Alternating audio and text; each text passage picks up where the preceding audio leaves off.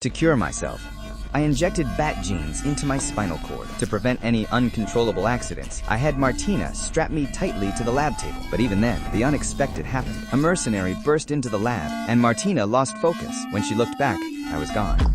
She rushed into the lab, only to find me hanging from the ceiling, with terrifying fangs in my mouth, growling uncontrollably. The mercenary froze. His instincts made him pull the trigger. That move enraged me. I lunged at him, devouring him in a frenzy. Martina hurried to close the steel door, desperately banging on the glass, trying to reach me. As I began to calm down, the mercenary's partners arrived, guns aimed at me. Martina tried to stop them, but was knocked out cold. Seeing her hurt, I lost all control.